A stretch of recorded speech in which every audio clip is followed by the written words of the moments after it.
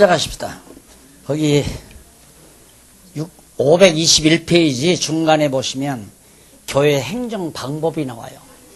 교회를 어떤 방법으로 행정을 펴나가야 되는가, 그 구체적인 방법이 나오는데, 첫째, 행정 지도 자세, 행정을 해나가는데 지도하는 자세가 어떻게 돼야 되는가. 바로 거기 3장 14절로 16절에 보면 하나님의 집에서 어떻게 행할 것을 알게 하려 한다는 말이 나오죠. 그러니까 바울이 디모데에게 하나님의 집, 교회죠. 교회에서 어떻게 행할 것인가, 행정 지도 방법입니다. 그래서 거기 4장 1절로 5절에 보면 미혹의 영과 귀신의 가르침에 대한 경계를 하여 주는 겁니다. 그러니까 교회 지도자는 저 악령의 역사인지, 그렇지 않으면 미혹의 영이 성도들의 마음을 흐트러 놓는 건지, 그거 분별할 수 있어야 되죠. 소위 영분별 은사가 있는 거란 말입니다. 내가 항상 그러잖아요. 막 사악하고 도저히 저런 일은 있을 수 없는데 하면 우리는 그 사람이 나쁘다고 그러잖아요. 저 사람 참 나쁘다. 사람이 나쁜 게 아니에요. 그 사람 안에서 미혹의 영이 역사하고 어두운 영이 역사한다는 생각을 하게 되면 그렇게 쓰임받는 사람들이 도리어 불쌍하고 측은하잖아요. 그래서 바울도 보면 사람은 미워하지 말라고 그러잖아요. 사람은 미워하지 말라. 원수같이 대하지 말라. 사람은. 왜? 사람 자체가 하는 게 아니니까. 그 사람을 미혹의 영과 어두운 영이 지배를 받아서 그렇게 되지는 것이니까. 그러면서 귀신. 그 다음 바른 교훈의 결과와 경건에 이르는 연습. 바른 교훈은 어떤 것인가. 그런 문제들을 하나하나 설명해가는 내용이고요. 행정 지도 자세가 바로 그거였고, 지도하는 방법은 5장 1절로 6장 2절에 나와요. 522페이지. 행정 지도 방법. 늙은이, 젊은이, 늙은 여자, 젊은 여자에 대한 태도. 아주 정확하게 얘기해요. 그러니까 늙은이, 이게 이제 장로죠. 늙은 여자, 권사고. 그러니까 나이 많으신 장로와 또 나이 적은 젊은이들. 우리 교회로 말하면 이제 이 젊은이가 안수 집사도 되지만은 이제 실무장로, 70세 미만의 실무장로, 그 다음 그 이하 안수 집사, 또 여자로서는 이제 70세 이상은 늙은 여자 권사지요. 그리고 그 이하는 실무권사 내지는 서리 집사, 이런 등등으로 그렇게 지칭할 수 있습니다. 그러니까 간단해요. 부모처럼 대하라 이 말. 부모처럼. 그 다음 자식처럼 이렇게 사랑으로 서로, 이게 계급 관계가 아니고 지배 관계가 절대 아니라는 거. 그래서 내가 늘 교회는 나이 드신 분들은 할아버지 할머니, 좀 젊은 분들은 어머니 아버지, 그리고 어린 사람들은 이제 자녀들, 이렇게 생각을 해서 태도를 취하면 잘 하는 것이다. 그래서 거기도 보면 이제 젊은 과부, 이런 사람들, 명부에 올리는 일들, 그리고 잘 다스리는 장로, 가르치는 자, 잘 다스리고 또 잘 가르치는 자에 대한 태도, 이런 것들도 나오고, 장로를 만약에 송사할 경우에는 어떻게 해야 된다, 이런 문제도 다 나오고, 거의 다 나옵니다. 그 다음 이제 세 번째, 양쪽 가로 세 번째, 행정 지도 목표. 그러면 교회 행정을 지도하는데 어떤 목표를 가지고 목표가 나오는데, 하나님의 사람을 피해야 할 것들, 그 다음 믿음의 선한 싸움을 싸우고 영생을 취하기 위해서 결국은 우리들이 이 세속과 더불어 싸워 이기고 영생을 취하는데 목표를 둬야 된다. 그리고 하나님께 소망을 두고, 그러면서 바로 행정 지도 목표에 대해서 면밀하게 정리해 주죠. 그 다음 디모데 후서는 교회의 지도자 지침이죠. 지도자들은 어떤 태도를 가지고 교회를 지도해야 되는가. 지도자의 소명과 자세가 나오죠. 소명의 과정. 디모데를 위해서 바울이 이제 축복을 하면서 바울이 디모데에게 대한 관심을 가지죠. 그러니까 디모데가 아주 어린데 하나님 앞에 이제 부름을 받습니다. 그러니까 어리지만 하나님 말씀을 가리키는, 복음을 깨닫고 말씀을 가리키는 자로서 부름을 받은 거예요. 그래서 반드시 하나님께 부름을 받아야 된다. 성도들로부터 이렇게 투표를 받아야 되는 것이 아니라 하나님의 부름을 받아야 된다. 장로로 부름을 받고, 가르치는 자로 부름을 받고, 봉사자로 부름을 받고, 권위하는 자로 부름을 받고, 각각 하나님이 각각에게 주신 은사를 따라 하고 싶은 마음을 줘요. 하고 싶은 마음. 그런데 이제 인간인지라 뭐 아무개가 권사인데 나도 해야지, 이건 아니거든요. 그건 절대 아니지만 인간이기 때문에 나보다 늦게 나온 사람이 권사네? 나는 하면 안 되나? 나도 해야지. 그건 시샘이나 질투심 때문에 이제 하려고 하는 거기 때문에 하나님의 부름은 아니죠. 근데 그걸 누가 하나하나 정확하게 지적할 수는 없잖아요. 본인이 한다고 그러니까. 그러면 하나님께서 은사를 주지도 않았는데 맡다가 보면 일을 못해요. 조금 하다가 실증이 나서 안 돼요. 예를 들어서 나도 권사해야, 아무개 하니까 나도 해야 되겠다 하다 보니까, 권사일을 하다 보니까 이거 뭐 시간에 쫓겨야 되고 가서 뭐 종로릇이나 해야 되고, 예를 들면 봉사하려니까 그 누가, 그러니까 딸들도 그러잖아요. 어머니가 막 예를 들어 거동을 못하는 어머니다. 방 안에서 볼일 다 보고 하루나 이틀 와서 하는 건 가능해요. 그러나 며느리는 한 달이고 두 달이고 1년 내내 해야 되잖아요. 딸은 하루나 이틀 하고도 안 하려고 그래요. 가요. 그러니까 억지로 무슨 벼슬로 알고 하려고 하는 것은 잠깐은 뭐 흉내를 낼 수 있어요. 그러나 1년, 2년 그렇게 꾸준하게 남을 위해서 희생하고 봉사하고 섬기고 보살피고 이렇게 안 되는 거란 말입니다. 이 말씀 전하는 것도 그거죠. 예를 들어 뭐 한 달이나 두 달 정도는 뭐 봉사할 수 있죠. 거저. 돈 안 받고 거저. 그러나 한평생 그게 가능할까? 불가능해요. 사명을 안 받았으면. 그러나 은사로 그걸 사명으로 받았으면 배고파도 하는 거고 굶주려도 하는 거고, 그 사명은 그런 거란 말입니다. 그러니까 교회 직분이라고 하는 것은 절대 명예와 벼슬로 생각해서는 안 되는 거거든요. 남하니까 나도 해야 되겠다 해서도 안 되고, 그게 인간 사회니까 전혀 없을 수는 없어요. 그러니까 조금 하다가 안 하잖아요. 그래서 안 하게 되면 아닌 거예요. 과거에는 기존 체제는 어떻게 되냐면 장로를 발탁했어요. 발탁했는데 장로 일을 안 하고 주일날도 빠지고 술 먹고 세상 친구들과 골프나 치러 다니고 그런단 말입니다. 그러면 당회에 기소를 해요. 그럼 당회가 열려서 당신 장로가 그러면 되느냐? 당신 그러면 면직시키겠다. 그럼 당회에서 면직을 시켜요. 당신은 장로 자격 없어. 성도들에게 덕이 안 되니까. 그럼 장로는 열받으니까 노예에다 고발을 해요. 노예 가서 또 재판을 받았는데 완전히 그냥 장로 파직을 나겠어요. 면직을. 그러니까 또 열받잖아요. 그러니까 총회다 열받아. 총회다 딱 해가지고 총회 재판부장을 예를 들어서 돈으로 매수할 수도 있죠. 그러잖아요. 아유, 목사님 한 번만 봐주십시오. 앞으로 잘합니다. 그러고서 뒤로 양복한벌 티켓 딱 드린다거나, 안 그러면 승용차한테 딱 선물한다거나, 그러면 입삭시고 아유 잘한다는데 그죠, 봐주십시다. 그것이 과거 체제예요. 그런 체제가 과거 체제라는. 근데 지금은 우리 체제 개혁하는 체제는 한다고 하면 하라고 할 수밖에 없잖아요. 나 자원합니다. 나는 장로로 자원했습니다. 그럼 서리 하십시오. 어디 빈자리 있으면, 장로가 있어야 될 자리에 장로가 없는 데는 서리라도 세워야 되잖아요. 그러니까 서리 나 하겠다고 자원자가 있으면 당신이 해라. 그러면 1년 시켜보니까 못한단 말입니다. 주일날 결석하고 거짓말 슬슬 해가면서 친구들하고 골프나 치러 다니고 가끔 거나하게 술 취해가지고 돌아오고.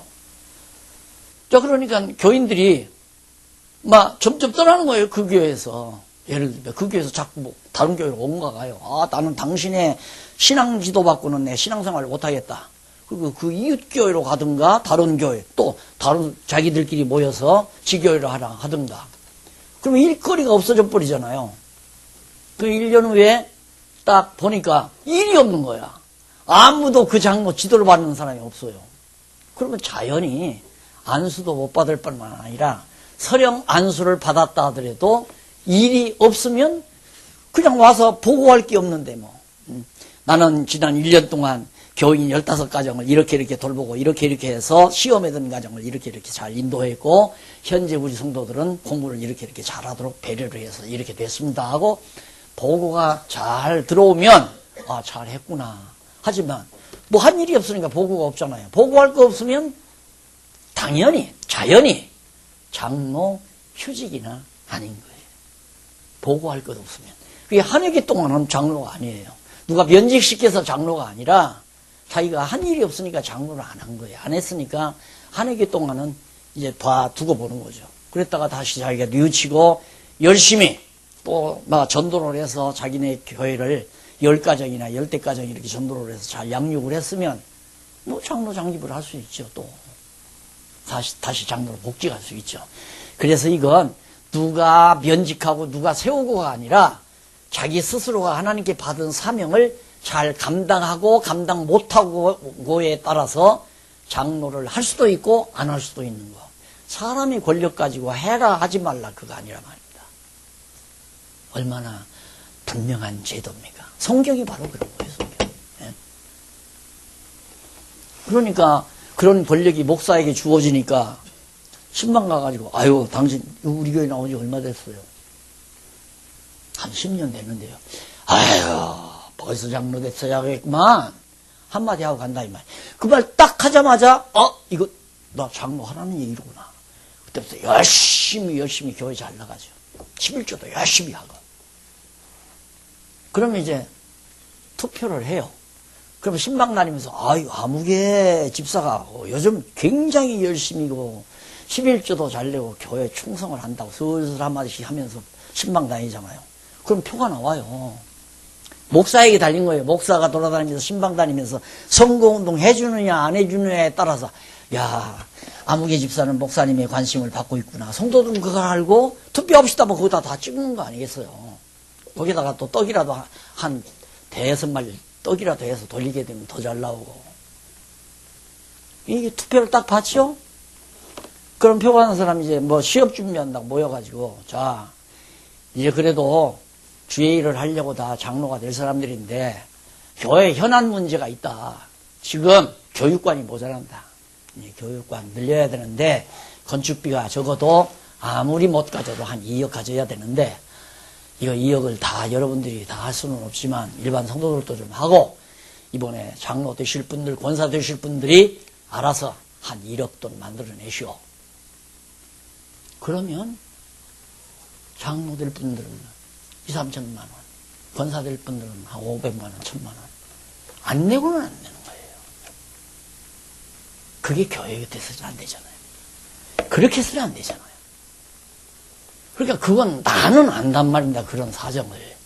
이게 빨리 교회가 고쳐져야 되는데 나는 어떻게 총회장이라도 하면 그거 고칠 줄 아는데 더 못하겠더라고요. 그래서 이래 죽어도 죽고 저래 죽어도 죽는데 나 죽을 거 아니야 이제. 안 그래요?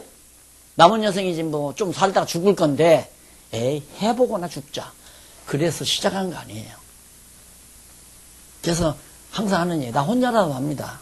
100명만 남아도 합니다. 나 혼자라도 남아서라도 합니다. 혼자 하는 방법은 써놓고 죽는 게 혼자 하는 방법이에요. 이렇게 돼야 한다. 써놓고 죽는 게. 100명 있으면 100명이 한번 깨끗하게 해보는 게 바로 그것이 하는 일이고. 저렇게 하니까 참 멋있구나. 정말 교회다운 교회네. 100명 가지면 할 수 있잖아요. 여러분, 우리가 이렇게 성경을 공부하면서 막 뜨거워지잖아요, 가슴이. 와, 진짜. 우리 할 일이 너무 많구나. 죽어도 해야 되겠구나. 그런 생각 안 들어가요? 저는 그 생각이 자꾸 드는 거예요. 죽어도 해야 한다. 망해도 해야 한다. 그 생각이 자꾸 드는 거죠. 그래서 여기 이제 소명, 굉장히 소명 과정이 필요하고 그 다음 올바른 자세. 지도자가 자세가 올바라야 된다. 변죽 부리고 거짓말 질질하고 그러면 안 되는 거죠. 그 다음 지도자의 준비와 각오, 그 뒤에 또 한쪽 가로 2번 나오죠. 무장과 준비. 지도자가 철저히 진리로 무장해야죠. 절대 요동치지 않는, 이랬다 저랬다 하지 아니하는 확실한 진리로서 무장이 되고, 그 다음 싸울 각오, 진리 싸움. 이것이 뭐 주먹 싸움 하는 게 아니라 성경 진리대로 싸워나가는 거죠. 이것이 옳다고 목숨 내대고 천하 없는 일들에도 이거 옳다라고 주장하고 가르치고, 이게 선한 싸움 아니에요? 각오가 해야 된다. 그 다음에 이제 디도서에서부터 빌레몬서까지 우선 전체가 교회의 정당한 실입니다. 3번이죠? 그냥 지나갔네요. 교회의 정당한 7위.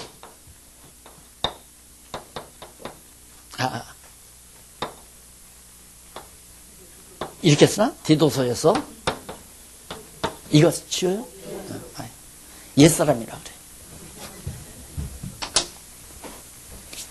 어떻게 교회를 치료해야 정당한 치리가 되는가? 거기 나와요. 길지도 않잖아요. 그래서 내가 신구약 성경 전체는 교회 헌법이고, 그 다음 디모데전후 디도 빌레본까지는 교회 규범이다. 자세히 나와 있어요. 자세히. 그걸 이번에 이제 기독교 지도자 협의회에서 그걸 더 좀 성도들이 이해하기 좋게 제 1장, 1조, 뭐 총칙 1장, 총칙 2장 뭐 해서 그렇게 해서 이제 만들어가지고 우리 기독교 지도자 이제 회칙이 마련되도록 지금 여러 가지로 준비 중에 있는 것 같아요.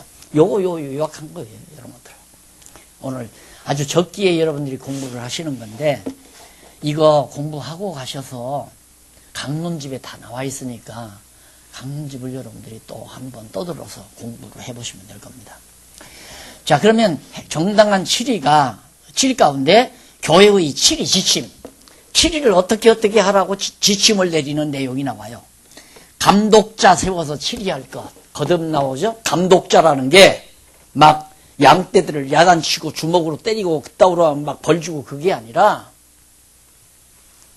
양떼들이 상하지 않도록 늘 보살피는 일이라 이 말이에요. 맹수리어들이 쫓아오지 않나, 어느 놈이 와서 몰래 도둑질에다가 잡아먹지 않나, 이러도록 잘 보살피는 게 감독자예요. 이게 번역을 감독자라고 했지만 날들어 번역하라면 보살피는 자라고 이렇게 번역했으면 딱 좋겠어요. 근데 이 감독하면 막 우리는 막 권력을 지닌 하나의 벼슬처럼 이렇게 느껴지잖아요. 그거 아니라 말입니다. 이게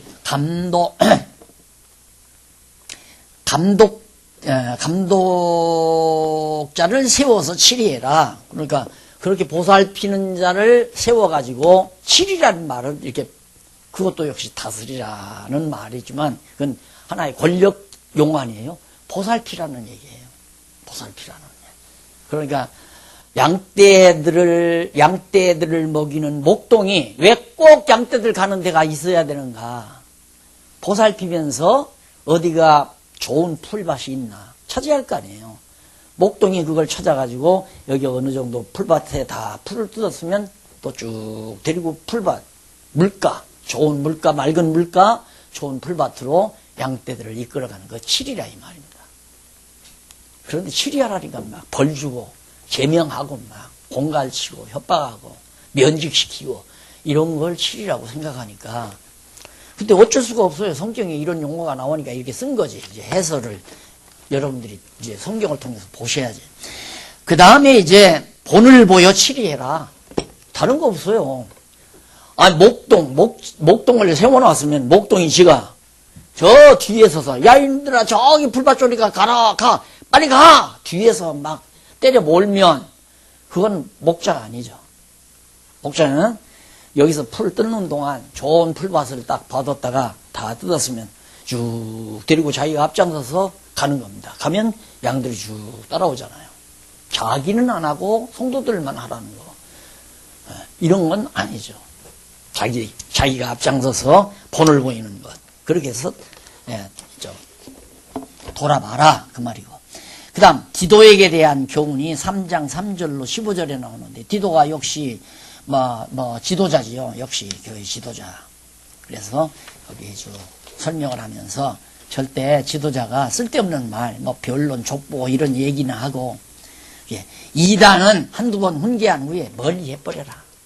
이단, 잘못된 이단을 한두 번 훈계하면 안 들어요. 안 들으면 그냥 그 다음부터는 멀리 해버리면 된다. 그런 것도 나오고. 그 다음에 교회 7위 원리가 나오죠. 빌레몬입니다. 여러분 유명한 얘기입니다. 이 빌레몬. 참, 바울이 이제 그 빌레몬이 바울에게 복음을 들었어요. 그러니까 사제관계죠. 그러니까 바울이 내가 너한테 명령도 할 수 있다. 사제관계니까. 스승이 제자에게 명령할 수 있잖아요. 너 이래라 저래라. 그렇게 할 수도 있지만은 선한 일이 억지같이 되면 안 된다. 아무리 좋은 일이라도 하기 싫지만 하라니까 안 할 수 없어서 하는 건 아니다 이거예요. 왜? 선한 일이라고 하는 건 하나님께서 뭘 받느냐면 선한 일 자체를 받는 게 아니라 선한 일을 하고자 하는 내 마음을, 우리 마음을 받는 게 아니겠어요? 예를 들면 부모도 마찬가지예요. 생신날 자녀들이 올 때 선물을 들고 왔다. 그런데 사업도 잘 되고 돈도 많은 놈이 다른 형제나 비슷하게 양말 한 거리 사가지고 왔다 이거야. 그러면 부모가 생각할 때 저놈은 양말 한 거리 속에 마음이 안 남겼구나. 그 부모가 알 수 있잖아요. 그 며느리 여에다 니은한 사람이 맹랑하더니만 이렇게 시어머니 시아버지 할 일을 우습게 하는구나. 그럴 거 아니겠어요. 그런데 막내딸 시집 보냈는데 시집이 못 사는 동네로 집안으로 시집을 간 거예요. 눈이 멀어가지고 하는데 그래도 어머님 아버지 생일날이라고 해서 왔는데 양말을 아주 좋은 거 정성스럽게 해서 포장을 해가지고 닦아서 아버지 고맙습니다. 날 낳아줘서. 그래서 눈물을 주르르 흘리면서 선물을 줬네요. 아버지 마음속에는 막내딸의 선물이 마음에 와서 꽉 닿는 거예요. 선한 일 억지같이 하면 안 된다. 그러니까 내가 너에게 명령하지 않는다. 네 돈 떼먹고 도망와서 감옥에 온 오네시모를 내가 감옥에서 만났는데 이 사람이 마음이 변했다. 사람이 달라졌다. 이제는 복음 전하는 일에 나와 함께 동력할 만한 그런 사람으로 바뀌어졌으니까 네가 용서를 했으면 좋겠다. 보내줄 테니까 만나보고 용서를 해라. 그리고 돈을 꼭 받고 싶거들랑 나한테 청구해라. 내가 돈을 갚아주마. 이것이 교회 7위의 원리예요. 그러니까 사랑하는 마음이 없으면 7위할 생각하지 말아야 돼요. 잘못하는 사람들 미운 마음이 있으면 7위하면 안 돼요. 어떻게 이렇게 이래라 7위라기보다 보살피려고 하면 안 돼요. 보살핀다는 자체가 벌써 사랑하는 마음이 있으니까 보살피고 싶을 거 아니에요. 용서하고도 싶고 타일르고도 싶고 이런 마음이 반드시 교회를 보살피는 장로님들이나 또 권사님들 반드시 가져야 된다. 이게 원리입니다. 이렇게 해서 일단 교회 정당한 7위 이제 빌레몬서까지 나왔죠. 자세한 것은 강론집을 여러분 참조하시기 바라고. 그 다음에 넘어가서 자 그럼 이거 지웠네. 제 3절이 교회 체제고 여기는 이제 제 4장? 네. 네? 4장이지. 네. 527페이지. 4장. 교회의 투쟁으로 준 거.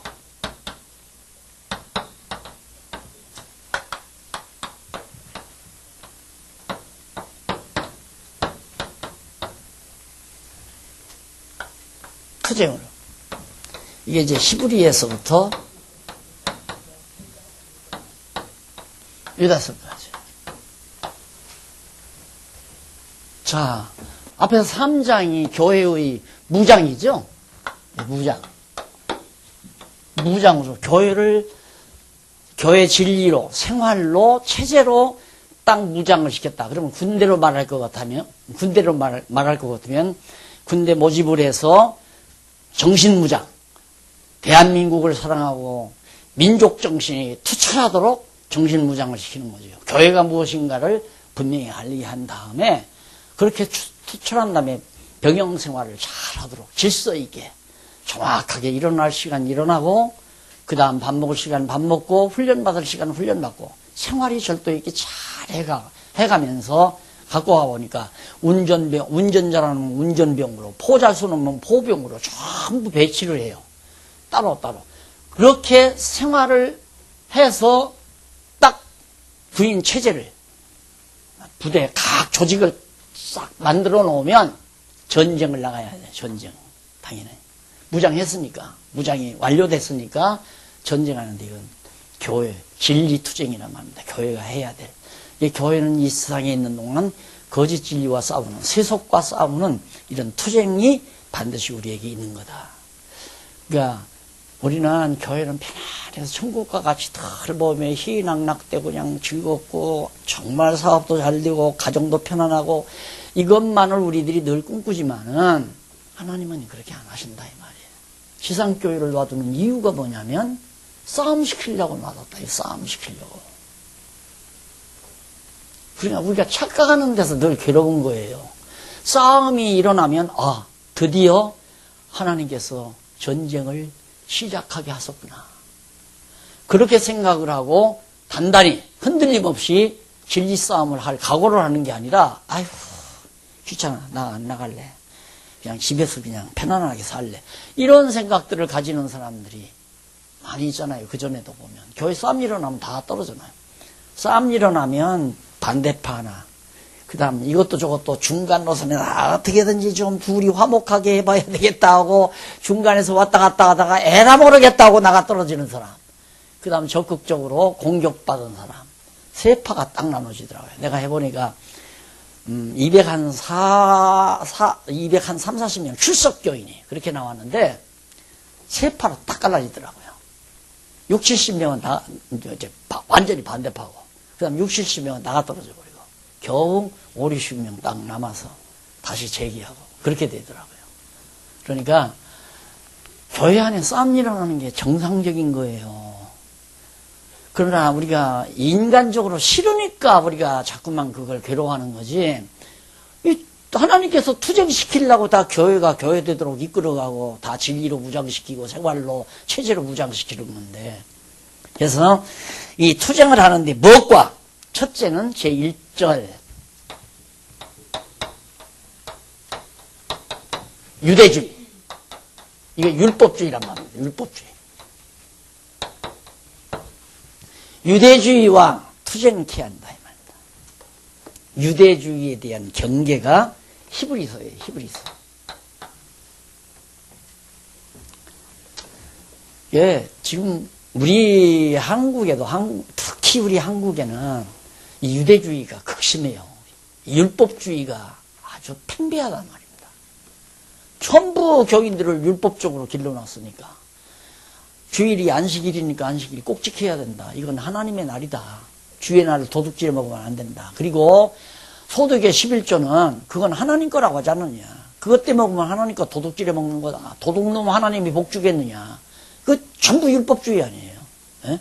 그리고 뭐 모든 절기 지키라고 하고 뭐 맥추절, 추수절, 무슨 뭐 절기 노적으로 얘기합시다. 부활절이니 무슨 성탄절이니 절기. 왜? 그런 걸로 이벤트를 통해서 성도들을 그런 나마라도 좀 어떻게 관심을 갖고 이끌어가기 위한 거.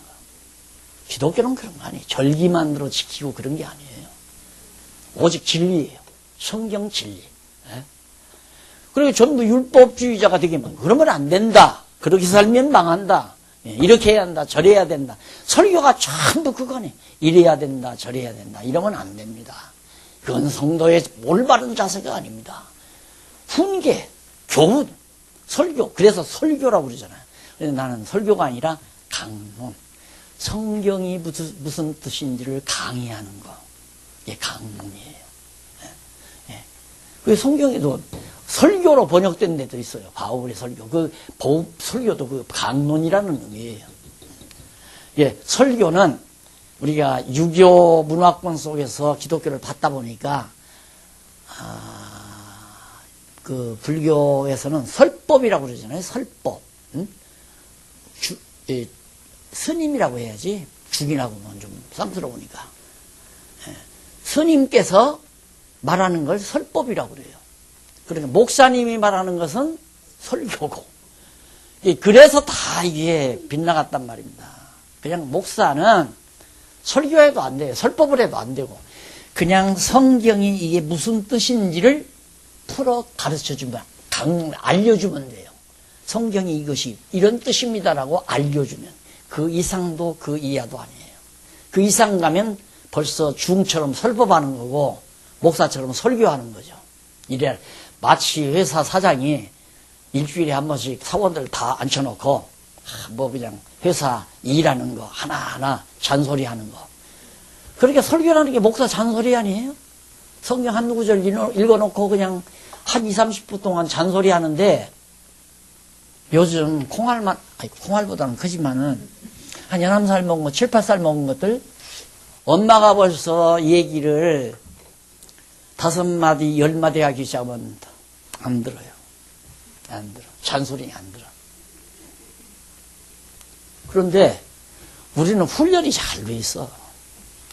기존 세대들은 목사님이 하시는 건 하나님의 말씀이라고 딱 뇌리에 딱 배겨 있어. 하나님 말씀이 아닌데, 목사가 지금 하는 말이 하나님 말씀이 아닌데, 설교인데, 쉽게 말하면. 그게 하나님 말씀이니까 저거 안 들었다가는 벌 받는다. 암만 눈을 부릅뜨고 귀를 쫑긋이 들어봤댔자 다 듣고 나면 뭔 얘기 들었나. 그러니까 그것 때문에 지금까지 한국교회가 된 거죠. 왜 성경에 기록된 내용 이것이 무슨 뜻인지를 풀어 가르쳐만 주면 하나님의 말씀을 깨닫게 돼요. 히브리서가 뭐냐? 유대주의에 대한 경계다. 이게 히브리서, 믿음은 바라는 것들의 실상이요 보지 못하는 것들의 증거다. 여러분, 믿음은 바라는 것의 증거라고 했습니다. 50평 아파트를 바랍니까? 50평 아파트 해설 일을 바라고 있습니까? 믿음으로 구하십시오. 그러면 50평짜리 아파트가 하나님께로부터 주어집니다. 그런 설교 많이 들었잖아요. 믿음은 바라는 것들의 실상이요 보지 못한 것들의 증거라. 아직 50평 아파트 아직 사지는 못했지만 믿음으로 나와서 나는 하나님께 축복받아서 50평 아파트에 나는 살고 있습니다라고 고백하라 이거야. 그래서 병에다가 그걸 비유하잖아요. 내가 지금 다리가 하나가 짧아서 쩔룩대는데, 주여 이 다리를 길게 만들어서 절대 쩔룩이지 않고 건강하게 걷게 해 주십시오. 믿습니다. 바라는 것들이 실상이니까 나와서 여러분, 나는 오늘 기도하는 동안 다리가 확 끊어더니만 다리가 제자리로 걸어서 내가 건강하게 걸어가고 있습니다. 그거 믿음으로 하는 거예요. 그거 아직 실상 그렇게 안 됐지만 믿고 그렇게 고백하라 이 말이에요. 그렇게 해가지고 많은 사람들이 다 헷갈려가지고 막 구름대처럼 모여들고 그런 거 아니에요. 그래서 성경을 엉터리로 가르쳐가지고 다 그 모양을 만들어 놨는데, 그냥 성경은 바로 이런 뜻입니다라고 순수하게 알려만 주면 된다. 그래서 예수님의 신분이 굉장히 우월하다. 유대주의를, 율법주의를 배격하려면 누구보다 유대 사람들은 천사를 굉장히 우월하게 생각해요. 그래서 천사보다도 예수님이. 그래서 그 증거와 그 다음 결과, 우월하신 결과 등 증거하죠. 그 다음 모세보다 유대인들은 율법을 받은 바, 율법의 대표인 모세를 굉장히 우월하게 생각을 해요. 그러니까 히브리서 기자는 아니다. 모세보다는 예수님이 훨씬 우월하다. 우월한 증거는 이것이고 결과는 이것이다. 라고. 그리고 아론은 하나님 앞에 제사드린 대제사장이었죠. 유대인들은 아론을 굉장히 위대하게 또 생각을 해요. 예수가 아론보다 우월하다. 그리고 예수님 사역의 우월성에 대해서 7장부터 10장까지 거기 530페이지 보면 나오죠. 무슨 사역? 예수님의 사역은 제사장 사역, 제사 사역. 예수님이 영원한 대제사장으로서 딱 제사, 영원한 제사 딱 한 번으로 끝냈다. 영원히. 이제는 다시는 제사 드리지 않는다. 그러나 너희들이 자랑하는 아론의 자손들이 제사장이 되어서 제사 드리는 건 날마다 드려야 된다. 작년에 대제사장이 제사 드렸어도 내년에 가서 또 드려야 된다. 그러나 예수 제사장은 한 번으로 다 끝냈다. 그러니 아주 우월하지 않느냐. 그러니 율법이고 아니다 이 말이에요. 잘못된 것이다. 그리고 이제 사역의 우월성 가운데 제사 사역이 우월한데 예수님이 바로 참 성막이시고 참 성전이란 말이죠. 그 다음 참 제물이고 그리고 정말 제물로서 완전한 제사장 역할을 감당하신 우월한 분이시다. 그래서 11장에서 13장까지는 그렇기 때문에 예수를 믿는 신앙이 우월하다. 율법대로 사는 신앙, 유대주의가 우월한 게 아니라 예수를 그리스도로 믿는 신앙이 우월한 것이라는 걸 가르쳐주는 것이 11장에서 13장까지예요. 복음신앙의 우월성 다 나오죠. 복음신앙의 우월성. 예수를 그리스도로 믿는 신앙이 정말 우월하다. 그 다음 생활의 권고와 기도. 자, 예수 그리스도를 믿는 그런 신앙은 이런 아름다운 생활이 이루어지게 된다. 그 생활은 두말할 것 없이 영적 예배의 생활이고 산제사의 생활이죠. 그 다음 제2절. 여기죠. 제2절. 제2절은 세속주의에 대한 배경.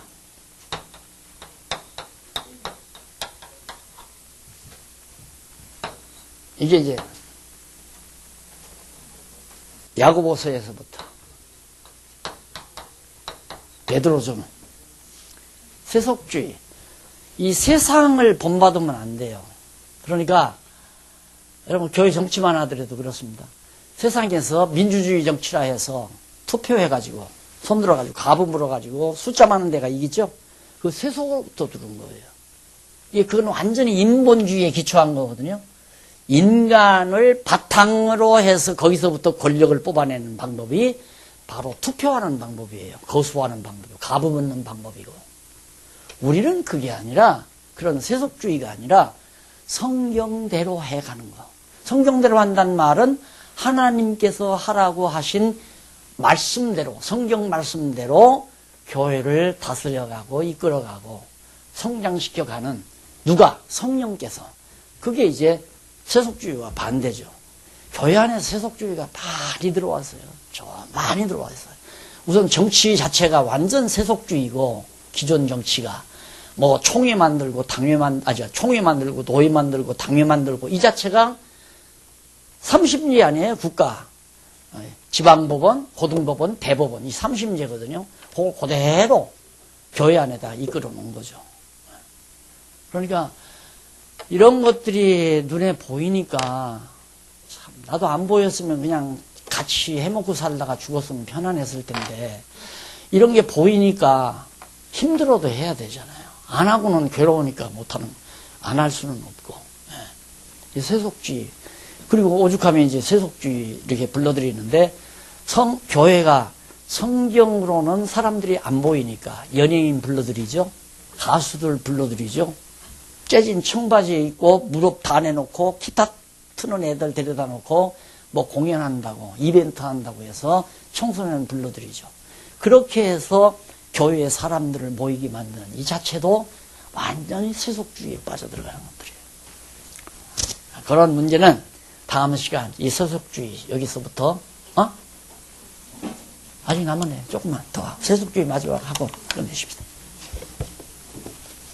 세속적 행위를 금지하라. 야고보서 넘어가서 534페이지 보면 세속적 행위를 금지시키는 거 나오는데 믿음에 속한 행위. 어떤 행위는 참 믿음에 속한 행위인가를 알려주어요.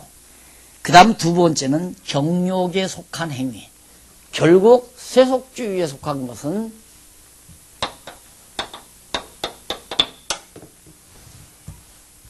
믿음에 속하지 아니하고 정욕, 인간의 육신의 욕망에 속한 것이다. 그게 세속주의다 이거예요. 그러니까 인간 욕망을 채우기 위해서 교회 안에서 해가는 것은 전부가 다 세속주의라고 생각하면 됩니다. 인간의 정욕을 채우기 위해서 하는 일을. 그러니까 우리도 정말 세상 사람들처럼 춤을 추면서 즐기고 싶다. 그래서 요즘에 이제 미국 교회 같은 데는 교회당 한 층을 댄스홀로 만들잖아요. 댄스홀로 만들어서 이제 캐바레 같이 그렇게 만들어서 모임 끝나고 나면 내려가서 이제 같이 춤을 추고 빙글빙글 돌아가고. 그러다 보니까 그런 일 할 바에야 구태여 술도 없는 교회에서 할 거 뭐 있어요. 그러다 보니까 술 팔고 맥주 파는 대로 다 빠져버리니까 교회는 텅텅 비기 시작한단 말입니다. 비기 시작하니까 팔 수밖에 없잖아요. 근데 교회는, 미국 같은 교회는 팔아먹어 봤댔자 세금으로 다 나가요. 그러니까 이게 실증 있는 일이지만 큰 한 뿌로 전체가 감리교 재단이었대요. 근데 엄청 큰 그런 시설이었는데 주일날이면, 일요일이면 차량 한 11대 이렇게 들어와 있는 거예요. 그것도 힘없는 노인들. 이게 도대체가 그거 연보해가지고 전기세 내기도 바쁘니까 입구에다가 1달러에 팝니다. 방을 딱 써보시면 1달러에 팝니다. 우리 한국 같으면 그렇게 한다면 벌써 누가 신천지가 달겨들 거예요. 응? 만약에 우리 이거 팝니다. 이거 올라가면 신천지가 당장 돈 갖고 달겨들 거예요. 1달러에 샀어요. 다른 교단에서 거기서 사가지고 1달러를 입구에 있는 연목구에다 딱 집어넣고 말았다. 이게 세금 낼 것도 없고 그냥 다 건너간 거죠. 이거 성도들 안 오면, 교인들 안 오면 아무 쓸모없는 거예요. 이거 어디다 쓰겠어요? 누가 이거 아파트로 개조해서 쓸 수 있는 것도 아니고, 지금 정부가 지금 다른 데 헷갈려가지고 이거 다 못 잡으니까 그러지. 앞으로는 종교재단 어림없어요. 한 분도 어림없어요. 하나하나.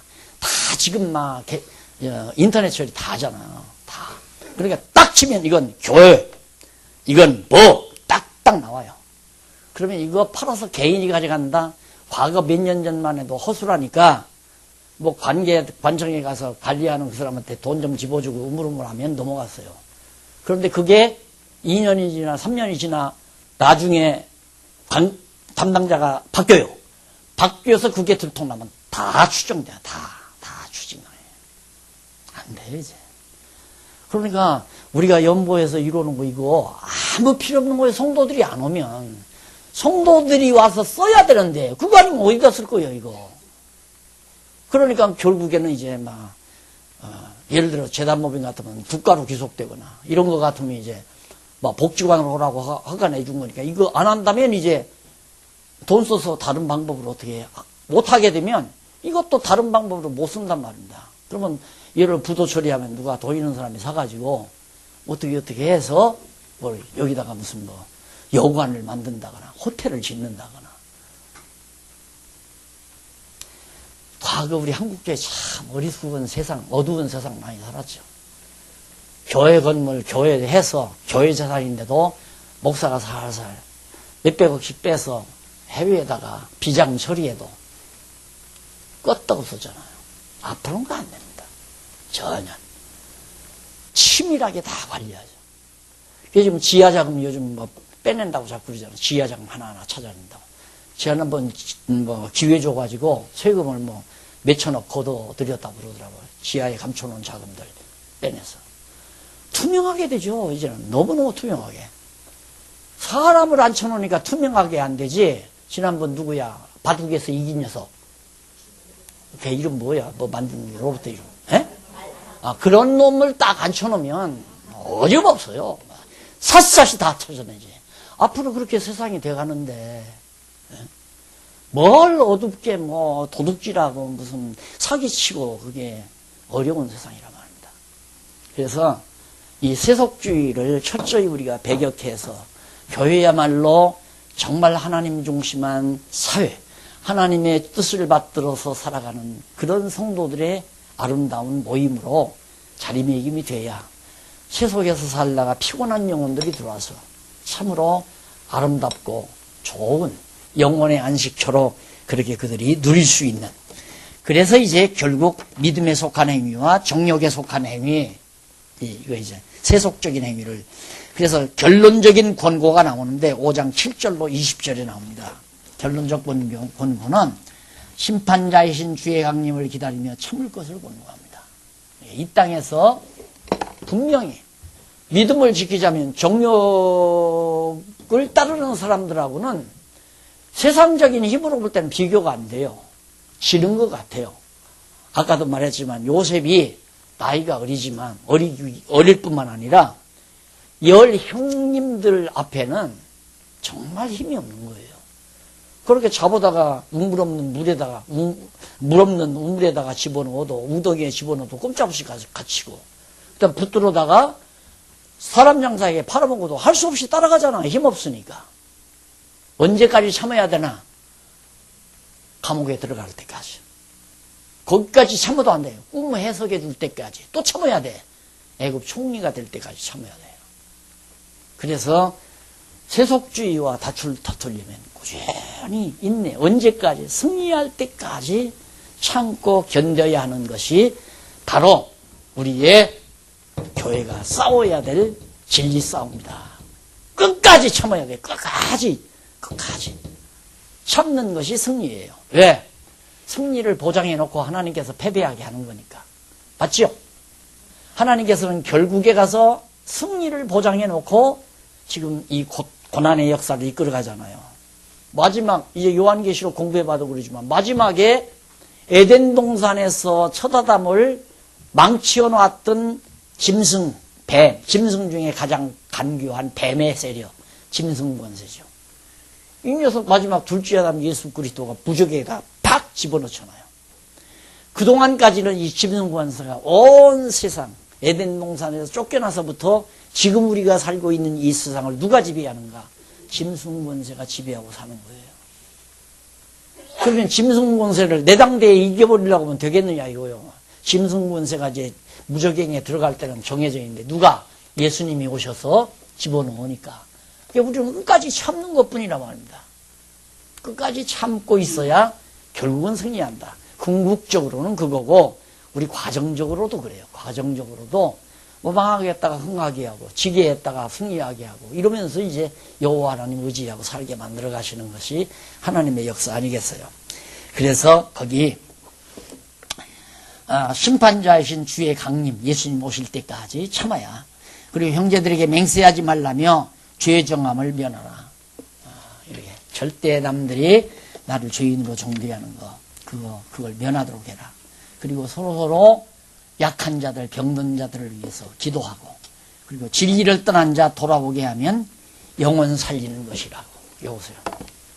세속주의로 빠져들어가는 사람들 그렇게 정욕을 따라가는 사람들을 돌이키게 하면 영혼을 살리는 거라고 그러잖아요. 이런 사람이 있어야 우리 할 일이 있지. 이런 사람 없으면 밥 먹고 낮잠 자는 일밖에 없잖아요. 그렇죠. 네. 우리를 대적하고 우리를 미워하고 우리를 정말 억울하게 만드는 자들이 있어야 우리 할 일이 있다 이 말이에요. 그런 사람들을 참고 기다리면서 사랑으로 권면하고 권고하고 그래서 그들이 정말 올바르게 믿음으로 돌아올 수 있도록 한다면 그것이 바로 영혼을 살리는 일이다. 그러면서 세속주의에 절대 빠져들지 않도록 세속주의를 금해라. 세속적 행위를 금해라. 남들이 한다고 나도 그렇게 행해가지 말라 하는 것이 성령께서 우리를 이끌어가는. 그래서 성령이 교회의 투쟁으로 예수가 그리스도의 집을 증거하는데 첫째 투쟁은 유대주의와 율법주의와 투쟁하고 한국교회에 꽉 차있는 율법주의. 그리고 두 번째는 세속주의. 교회 안에 지금 막 물밀듯이 밀려오는 이 세속주의와 싸우게 만드시는. 하나님께서 싸우게 하는 건 다 이기게 하려고 싸우게 하는 거니까. 자, 오늘 여기까지만 하고 다음 시간에 모여서 우리 세속주의 세속적 행위 금지 거기 야고보서였습니다. 다음 시간에는 베드로 전서부터 성도의 거룩한 생활에 대해서 공부하도록 하고 오늘 강의 여기서 마무리합니다. 기도하십니다. 자비하신 아버지 하나님 감사합니다.